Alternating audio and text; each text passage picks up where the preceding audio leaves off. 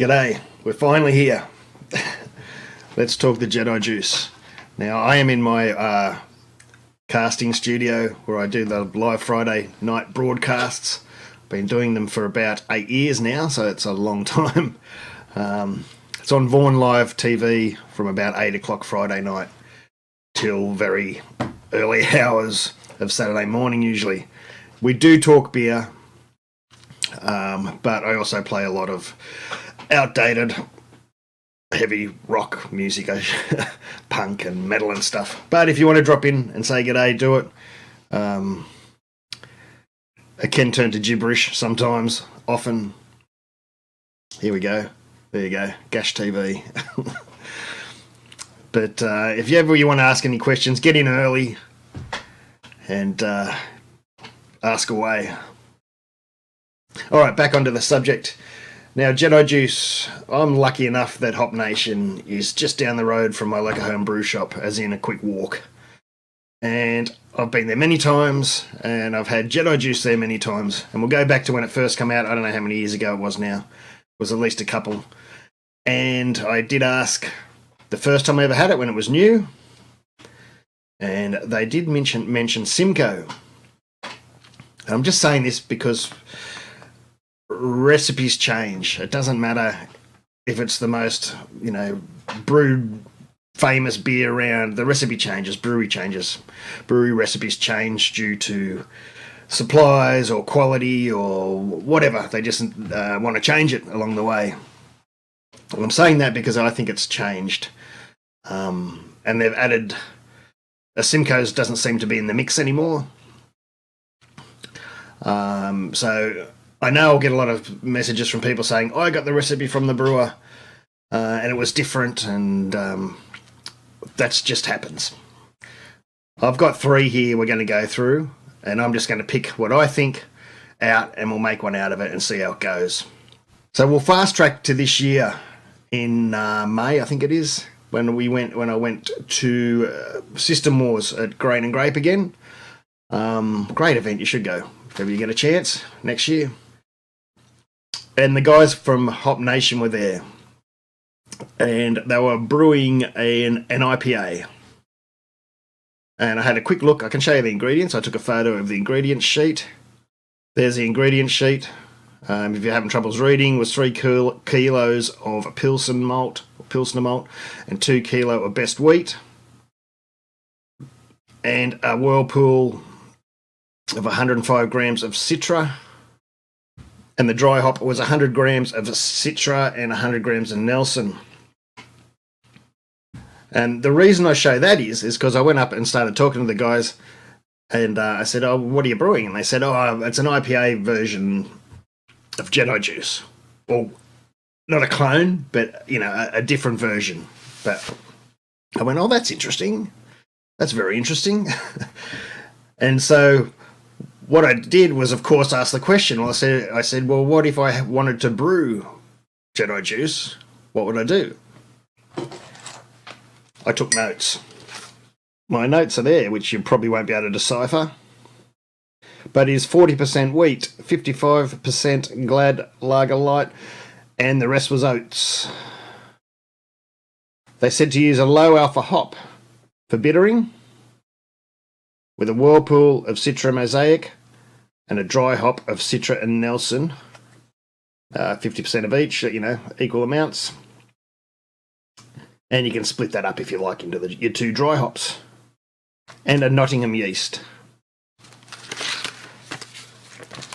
So I was quite happy with that recipe. And I was talking about it on my broadcast one Friday night, and someone piped up, "There's Rawaka on the can." Right, and there is Rawaka written on the can. Now, Rawaka is quite a low alpha hop, so it could have been the hop that they used for bittering, say the 60-minute edition or whenever they put it in. And I'm going to be honest here, I am not a huge fan of Rawaka. I don't know if I'm pronouncing that right. Is it Rawaka, whatever it is. I'm not a huge fan of it. I have got a video coming up in the next couple of weeks of a beer I brewed with it, and it tasted like petrol, diesel. And it's quite common in New Zealand for people to mention that it does taste like diesel. I'll talk about that more in the other video I do. So anyway, there was my basic recipe. Now, there was another guy, Staz, who people might know, I've mentioned a few times, who has a brewing channel. He had a friend that went to the Australia National Homebrew Conference, NAHC. I went to club night, but I didn't go to any of the talks. His mate got a recipe there, apparently, from one of the brewers. I'll get that up. Okay, and hopefully you can make out, but it is about 55% lager light, 40% wheat malt, and about 5% oats, which is what I had written down in my book. Now, that has the Ruaka as the first wort hop. So what I had guessed, I think was probably true. That the low alpha hop they were talking about for bittering, that I never got the name was probably the Ruaka. Now here's Whirlpool, there is Citro Mosaic, same as what I got, and their dry hop was Nelson and Mosaic. Well, I've got written down Citra and Nelson. But again, very close. Now, to confuse things even more, when I mentioned this recipe a few times in my YouTube videos, someone else mentioned that they had a recipe from the brewer, and I'll show that. Hope they don't mind. I've taken his name off the top just in case he doesn't want people to know. But his was a little bit different. 75% Pilsner. They mixed the wheat up a bit. Oats. They had some light crystal in there. The first wort hopping, we didn't really mention it, but he used, in the Flame Out and the Whirlpool, he used Citrus, Simcoe and Ruaka. And the dry hop was a single dry hop with equal Mosaic and Nelson Sav near the end of fermentation, around the same amount as the Citra and Simcoe you threw in at Flame Out. So, while there's a couple of small differences there, it's nearly all the same. Really, there isn't that much difference between them all. I am going to use the simplified malt bill because I just think most breweries end up simplifying their malt bill even if they didn't do it for the first at the start. And it's just easier for everyone, and I don't think there would be that much difference splitting up the wheat malt, and adding that tiny little bit of light crystal. I don't think it's probably needed. Okay, I think that's enough talk. I just wanted to put up my defences before people start abusing me that it's the wrong recipe or I'm wrong here and I'm wrong there. Let's dive into... I'm going to use Beersmith. It's just because it's what I use all the time and I'm common with. Alright, let's get into it. I'm going to add the Gladfield Lager Light. And for now, I'll just chuck in 5 kilo. I'm going to add some wheat malt. I'll stick with Gladfield for now. Oops. Gladfield wheat malt. I'll just put in 1 kilo of that. And we'll add in some oats.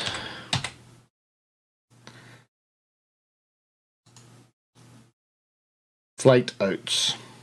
And that'll do 1/2 kilo. Now we've got them there. Of course, all the percentages are wrong. I can hit the percentage button over here. Grain percentage.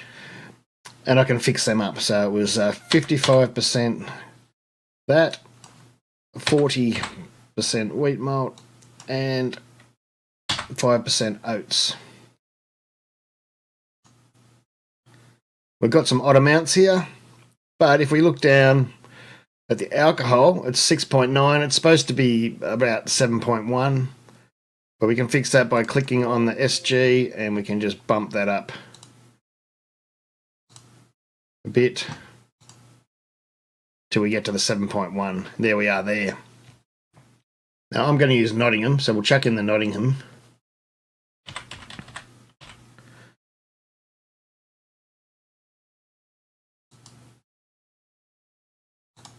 Just see what that does. That bumped it up a little. so we can drop it back. 68. Now remember, these values will differ depending on your brewing system and the efficiency you're getting in your system. But as long as you jig it up to about the right alcohol for your system, that's all that matters. Let's chuck in a name. It's JEDI juice. 01. So to keep to what I believe the recipe I was told was, we can use Rawaka, even though I probably won't, but that's another story. We'll use that. We'll bump in just 10 grams, see it at a boil of 60 minutes. I might change that to, has it got first word hop? First word hop. That's given about 5 IPUs, 10 grams. So let's just use the increase amount button over here, and we can bump that up a lot. It's going to take ages to get there. So let's just, maybe we'll double that to 40. Yeah, or even more. Gee, Staz's one's going to be pretty close. Staz's recipe that he had, I think his said 45 Rawaka, and that's just about right what's here. But adjust it again for your alpha acids. But I reckon that's probably about right.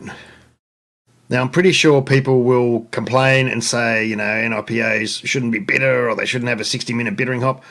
I saved a can to drink. I saved a can to drink while I was making this recipe.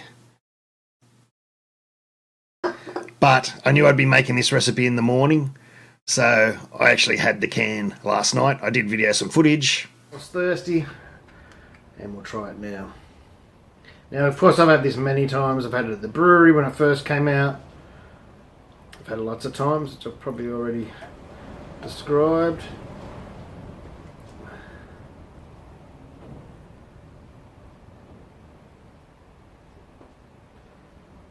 There we go. It's actually not very hazy, is it? It's like my original IPA I brewed a while back. Oh, the aromas. I can smell the aroma from here. It smells awesome. And it's definitely bitter to me. I believe it's bitter. So we're going to leave that there. Back to the recipe.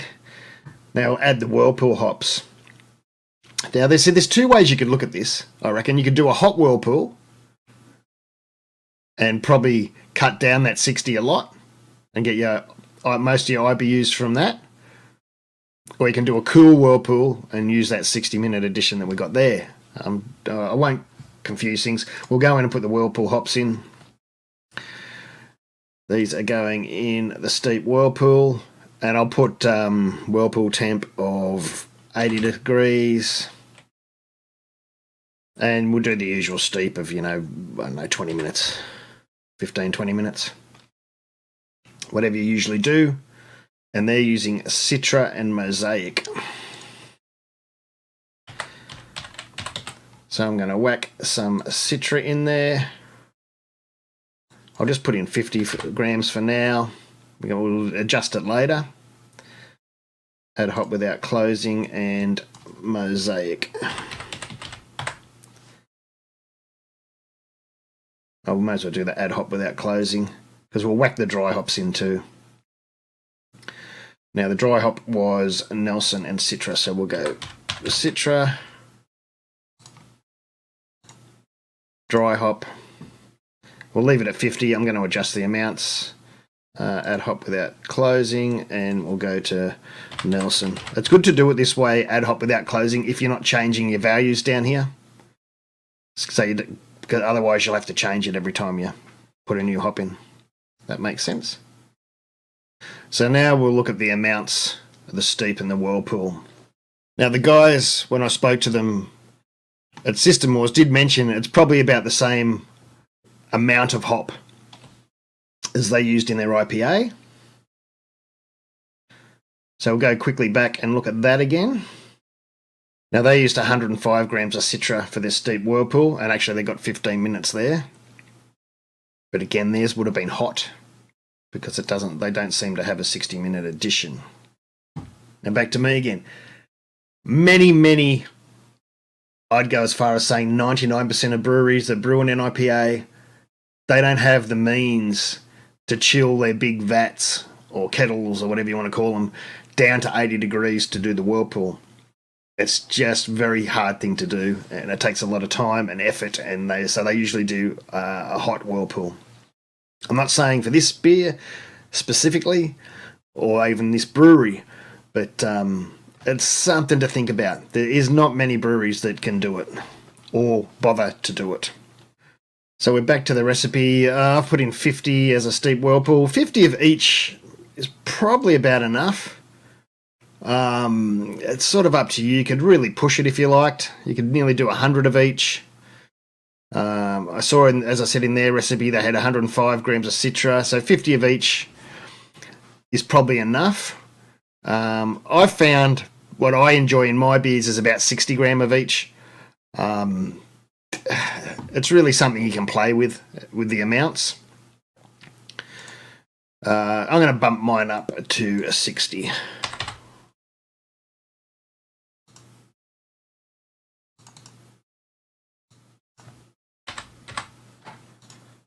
Now, if we go back and look at the dry hop, they were doing, that's 100 grams each. Now, I think you could do that in one big dry hop, or you can split it like some people do with the NIPA of half of that, high Krausen, maybe day 1, day 2, depending on your yeast, and then the rest near the end of the ferment. So we'll split it up. This time. I don't think it's probably needed. I think you can get away with the one, but we'll split it up. So actually that's about right. We'll put that, we'll say that'll be probably dry hopped in there for maybe 7 days. That means that it goes in very early, because my ferment will probably be finished in about 8-9 days. So what I mean by that is the 7-day hop means like day 1 or day 2, depending on your yeast. Now I can copy that by pressing Control C and Control V, and it's copied it and pasted it, but we'll change the other one for the second dry hop to say something like 3 days.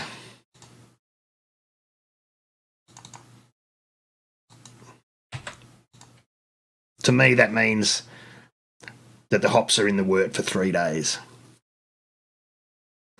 You can, because it doesn't add IBUs to the recipe, you can put it in there however you read it in the recipe. That's how I read it. I do see I made a mistake here. I used cryo Mosaic. I can just go over here and press substitute and then find Mosaic. I always click that by mistake. It's not the first time. Bang, there we go. And as I said before, I'll bump this down to 20 minutes, 15 minutes. The Whirlpool. And I think that'll do me. Just in case you're on a smaller screen and you can't see that, I will try and do a quick zoom in and see if that makes it any clearer for you. You can round out these numbers if you want, or round up or round down. 3.6 kilo. 2.6 kilo, 320 grams or 300 grams. It's not going to make that much of a difference. But there you go. I'll upload that somewhere on in the Beersmith Cloud and on Cellar Dwellers. Now, when it comes to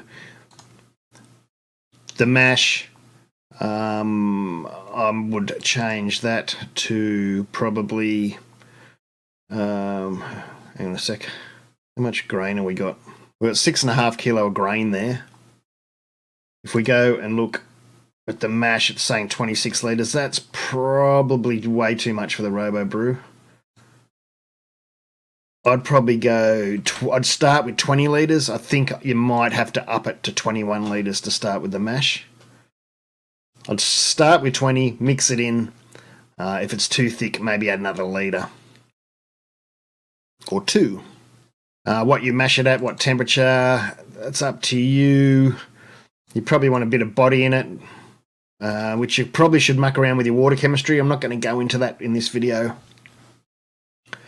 You might do 67 degree mash. Something like that. Really, it's not going to make much difference between 66, 67. If you can taste that difference in a beer, you're doing way better than me. So that's about it. I'm going to lock that down. Save it. Right, I can go into my recipes where I saved it. I can copy it, paste. I can open one of them, still locked down. I'm going to unlock it. I'm going to change the name to Gash, because I think I don't want a 7% beer on tap, to be honest. I am going to cut down the OG a little.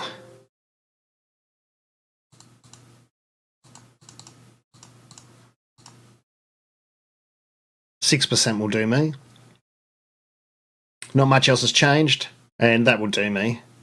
But I'm just doing that to show you, because when I do it on brew day, I'll be doing the 6% one. I won't be doing the 7% one. Oh, you would have noticed the hops change when I lowered the alcohol. And that's because it's trying to keep the recipe as it was, with the same amount of bitterness. But that's the 80 degree Whirlpool, so it's not really going to make that much difference. I'm just going to bump them back up to 60 again for mine.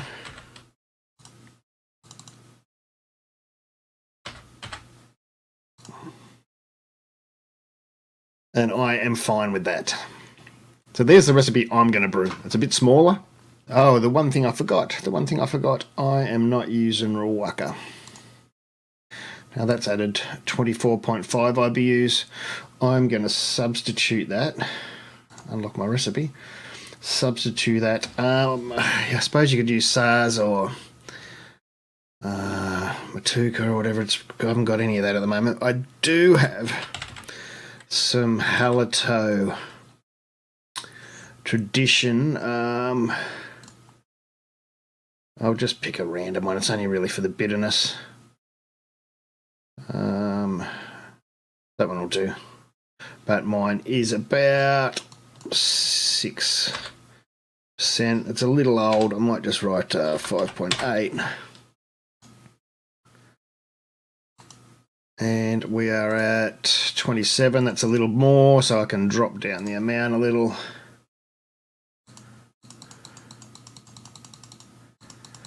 Where were we? About 24.5 or something. So what's that say? 38.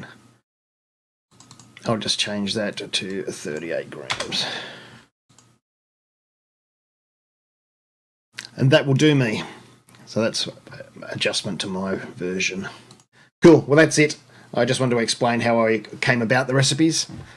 I'm sure everybody's got different versions, and you'll find different versions floating around, but I'm pretty sure whether that's exactly the same or not, it's going to be a very tasty beer, and I will get to brewing that. What day is it? It's Thursday today.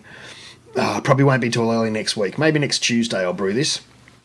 I'll video it, and I'll get it up as fast as I can. Cheers.